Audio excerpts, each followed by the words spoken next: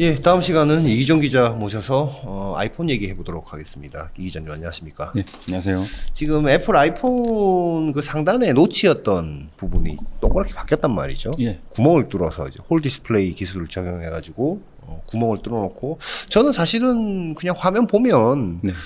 인터페이스가 어쨌든 그 그래픽이나 이런 화면 구현을 잘 해놨기 때문에 거기도 뭐가 있다 이런 느낌 사실 평소에 잘 못 봤거든요. 예. 자세히 태양빛 밑에서 보면은 카메라 렌즈가 이제 보이는 정도인데 이것마저도 이제 눈에 잘 보이지 않게 하겠다라고 해서 이제 기획 중인 것이 기술이 언더 패널 페이스 아이디인데 예. 좀 적용이 늦어지고 있다고 그래요. 예.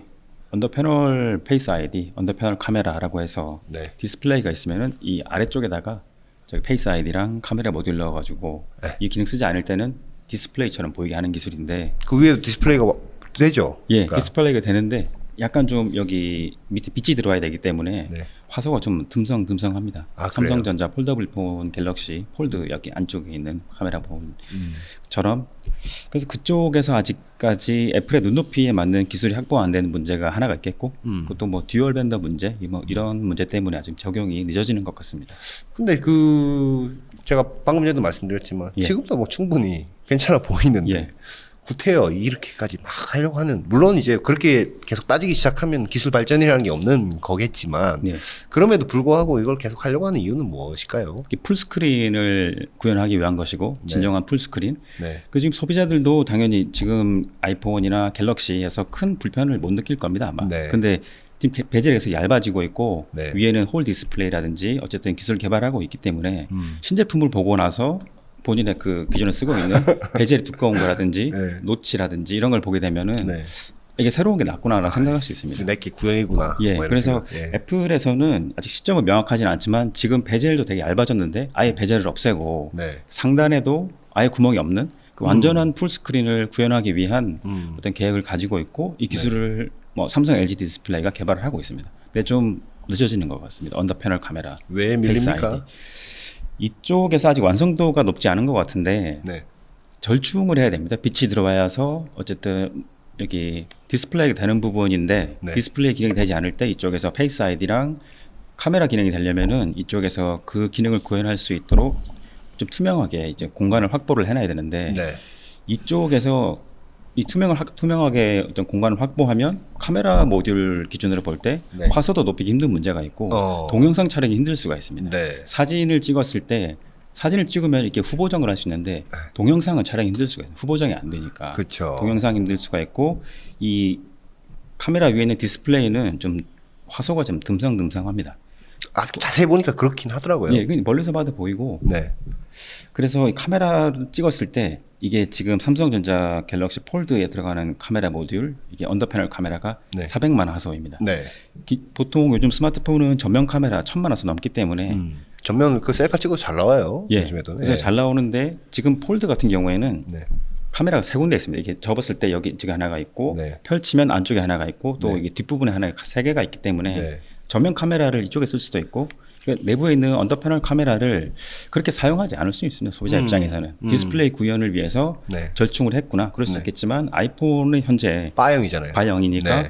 이 셀카 찍는 사람들이 많은데 이거 절충을 해서 화소가 막 쿡 떨어진다면은 네. 소비자들이 오히려 안 좋아할 수 있습니다. 그걸 풀스크린 구현하느니 차라리 셀카를 찍는 것이 더 낫다 이렇게 생각할 수 있고 만약에 애플이 폴더블 제품을 내놓는다면은 안쪽에 삼성전자 폴더블 폰처럼 넣을 수는 있을 겁니다. 근데 그렇다고 하더라도 아직 애플의 아이폰이랑 폴더블 제품 라인업이 확정이 안 된 것 같고 이 제품에서 그러면 언더 패널 페이스 아이디라든지 언더 패널 카메라를 어느 모델에 먼저 쓸지도 결정이 안 된 것 같습니다.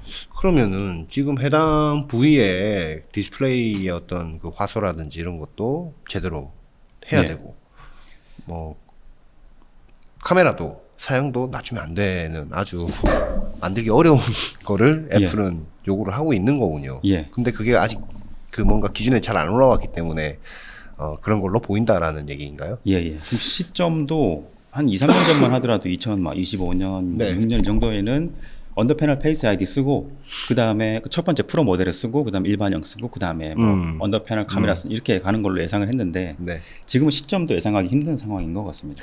듀얼 밴더 문제는 무슨 얘기입니까? 그 듀얼 밴더 문제는 지금 삼성 디스플레이가 캐나다 OTI 루미오닉스랑 이쪽 그 음극 만드는 캐소드라고 하는 네. 만드는데 필요한 기술을 같이 개발하고 있는데 네.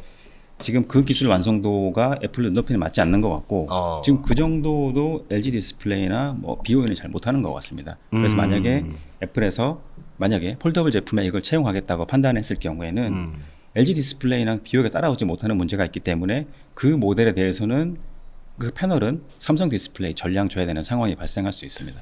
그거 좀 싫어하겠죠. 예, 싫어하고 네. 지금도 안 그래도 그 패널 가격 계속 올라가고 있는데 네. 언더 패널 카메라, 언더 패널 페이스 아이디 쓰게 되면 네. 이쪽에 또 수율이 높을 수가 없기 때문에 네. 또 가격이 올라가는데 네. 그 싱글이 아니고 그 솔벤더 네. 또 가게 되면 애플에서 꺼릴 수밖에 없는 상황이 될 수 있습니다. 아니 우리가 지금 애플은 얼굴 인식으로 이렇게 페이스 아이디 이렇게 탁 예. 풀잖아요. 그러면 이제 뭐 IR도 쏘고 해야 되는데 예. 이 기술 적용되면 뭐 또 좀 걸리적거리는 게 있습니까? 원치 않는 방향으로 한다든지 제어가 안 된다든지 그런 문제가 있기 때문에 네. 그리고 그 페이스 아이디는 저기 레이저를 보내는 그 송신부 네. 받는 수신부가 있는데 네. 지금 둘 중에 하나밖에 밑에 못 넣는다고 합니다.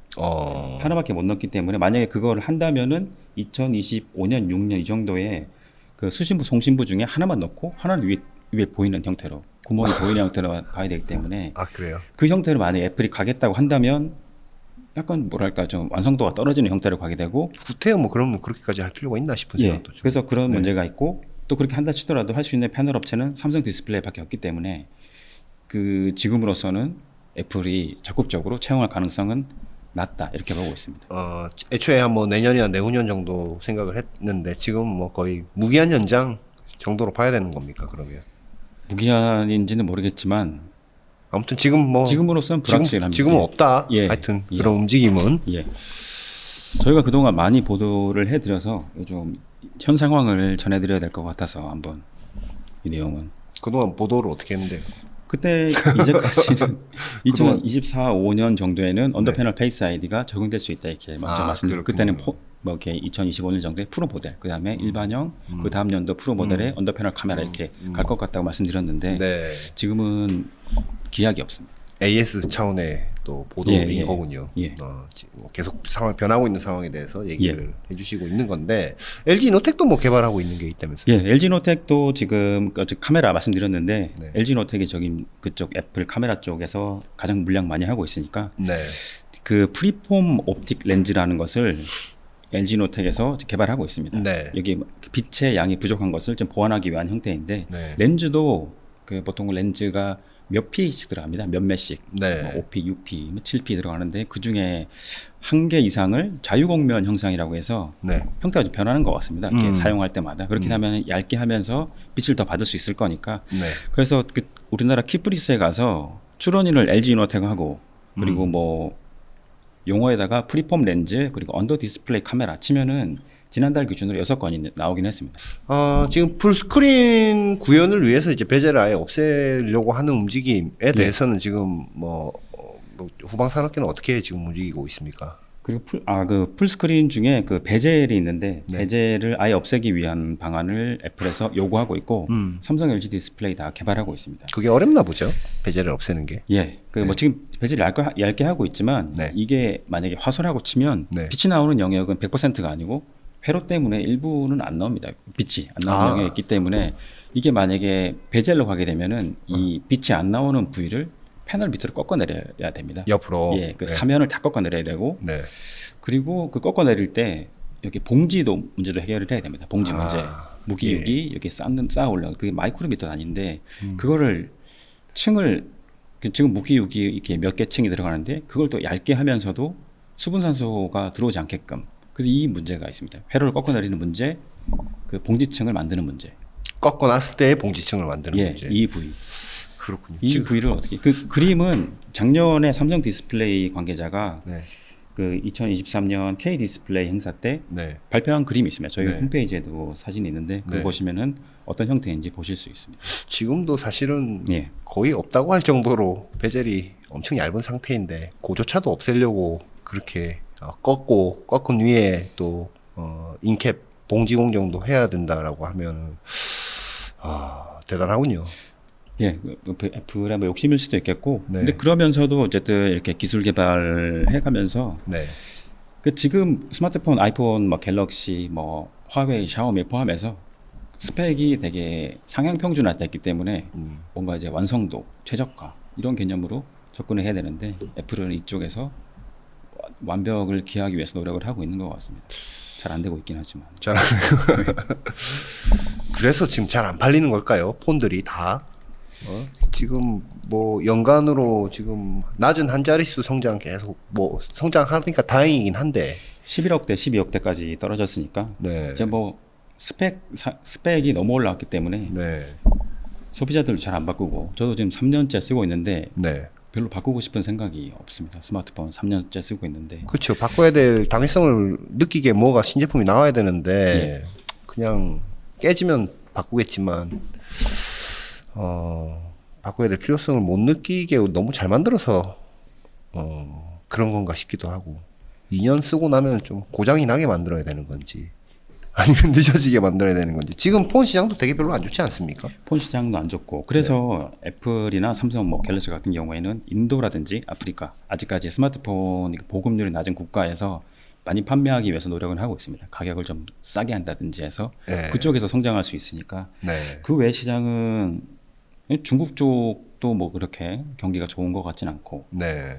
아까 말씀하신 것처럼 교체 주기가 길어졌기 때문에 지금 당장 제품을 바꾸려고 하는 사람은 적은 것 같습니다. 아이폰 16에 대한 초기 반응이나 이런 것들 뭐 예를 들어서 지금 OLED 패널에 대해서 조금 주문량이 예. 뭐 좀 늘었다라는 뭐 추정도 있고 네, 근데 지금 뭐 며칠 봤더니 초기 물량은 뭐 전년 대비 뭐 그러니까 전 모델 대비 뭐 한 10%에서 13% 정도 줄었다는 얘기도 있고. 그러니까 수요 파악하는 그런 기관에서는 그렇게 수요가 좀 줄고 있다고 판단하는 것 같고, 그리고 패널 출하량이 늘어났다는 것은 그 DSCC 이쪽 패널 출하량이니까 네. 9월까지 올해 누적으로 아이폰 16 OLED 출하량이 전년 동기 아이폰 15 OLED보다 좀 더 많다 이렇게. 좀 더 많다. 예. 그것인즉슨 뚜껑 예. 열어보기 전에 우리가 좀 더 많이 구매를 했다라고 봐야 되는 겁니까? 9월까지니까 네. 애플의 아이폰 그 제품과 부품 출하량은 4분기에 가장 많습니다. 3분기 점점 올라가서 7, 8, 9 올라가서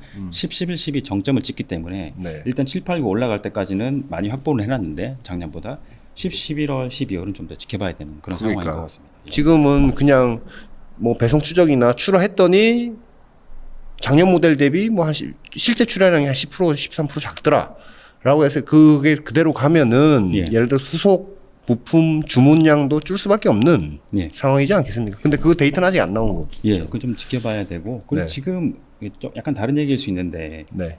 올해 아이폰의 그 AI 네. 적용이 준비가 덜 됐다는 얘기를 많이 아직 적용이 안 들었었는데 됐잖아요. 네. 그러니까 그게 올해 초에 애플이 그 애플카 프로젝트 마이크로 LED 애플워치 프로젝트 취소할 때 그 네. 취소했던 원인 중에 하나가 AI에 대한 대비가 없었기 때문에 돈 안 되는 사업을 빨리 없애자. 정리해야 된다. 네. 근데 애플이 보통 제품에 하드웨어랑 소프트웨어 적용할 때 2년 정도 준비를 합니다. 2년 네. 정도. 근데 애플이 올해 초에 부랴부랴 AI를 준비하기 시작했기 때문에 네. 한 반년밖에 준비가 안 됐었고 그러니까 뭐 탑재를 못했죠. 예, 네. 그래서 당시에 나왔던 얘기는 애플의 AI는 최적화가 되기 힘들 것이고 아이폰 16에서 그래서 만약에 판매량이 좋으려면 그럼에도 불구하고 그 테크 덕후 그러니까 고관여층과 일반 소비자를 구분했을 때 테크 덕후들이 볼 때는 좀 못 미치지만 소비자들이 볼 때는 괜찮네라고 그런 기능이 나왔으면 좋았을 텐데 이번에 안 됐으니까 당장 안 됐으니까 일반 소비자들도 실망을 할 수밖에 없는 아마 그것 때문에 지금 아이폰 수요를 판단하는 측에서는 기대에 못 미친다고 보는 것 같고 근데 뭐 영어권 국가 올해 적용해 준다고 했으니까 네. 그쪽에서 만약에 수요가 늘어나서 한다면은 뭐 반등은 할 수 있겠지만 앞으로 좀 지켜봐야 될 것 같습니다. 얼마나 멋지게 잘 만들지 지켜봐야 될 것 같습니다. 잠깐만 쉬다 오겠습니다.